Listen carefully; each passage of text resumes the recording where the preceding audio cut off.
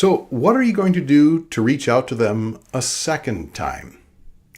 Hi, I'm Greg Peters, the Reluctant Networker, and I've been thinking a lot lately about this whole idea of what do you do after you've had that first meeting. I've had people come up to me after talks, and this is really kind of confusing to them because, okay, so you've met with that other person for coffee and you sat there and talked with each other for an hour and you talked about how you're going to help each other.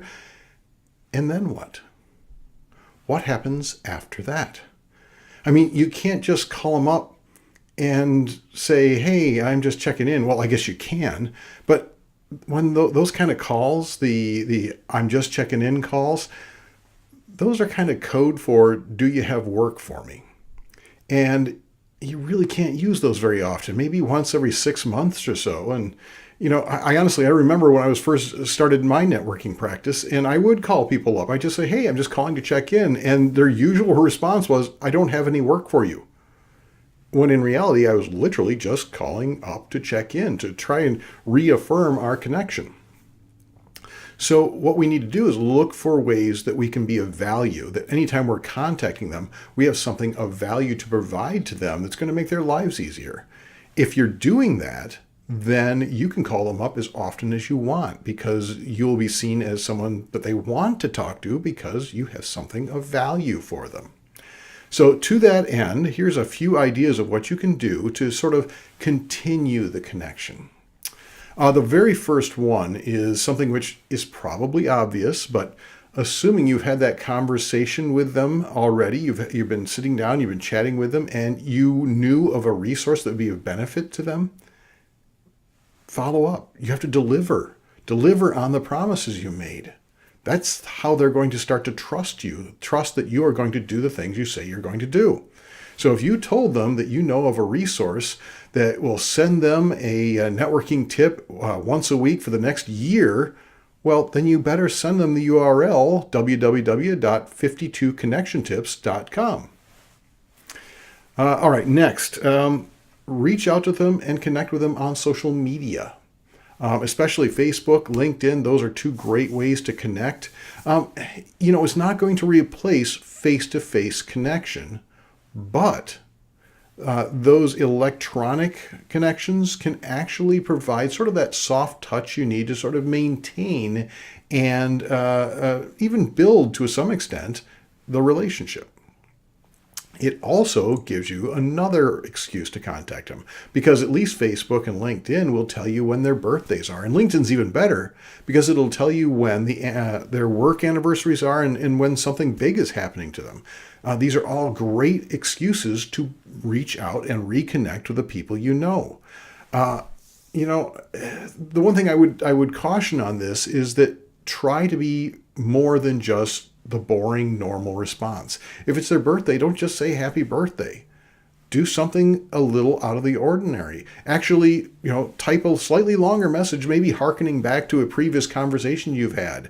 Ask them about how that trip was, or even if nothing else, happy birthday, how are you celebrating? Get the conversation rolling. That's what the idea is here. All right.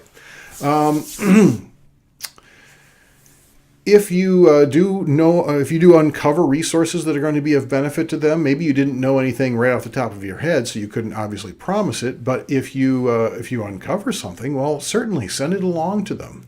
If it's an article or a link, please add a small note saying, "Hey, I remember when we were talking, you were looking for this, you were dealing with this particular problem. I think this might be of help for you. I just ran into it and I thought of you."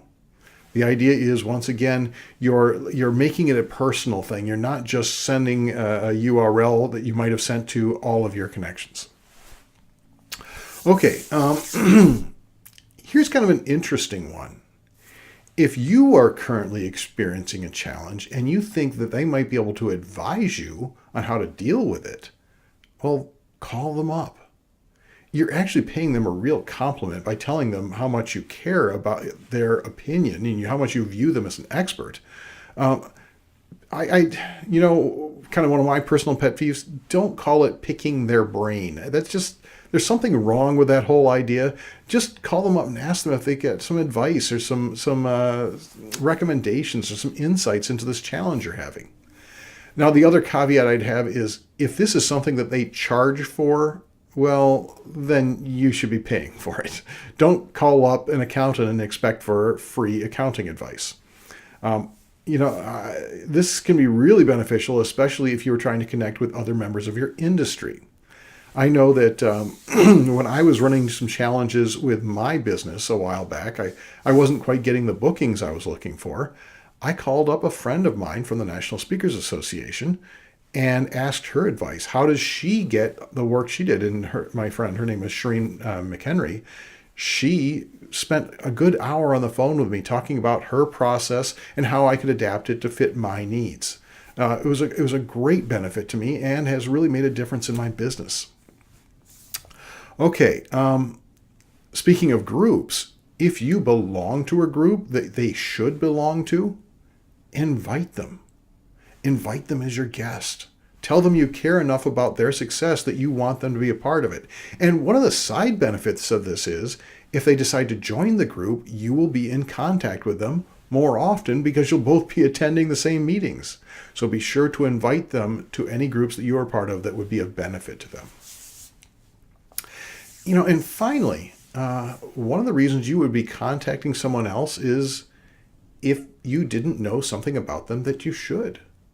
If you didn't know what their goals were, reach out to them. Hey, Bob, I know we've talked quite a bit lately, but I'm realize I don't really know what you're trying to accomplish this year. What are your goals for your business? What do you see as some of the challenges?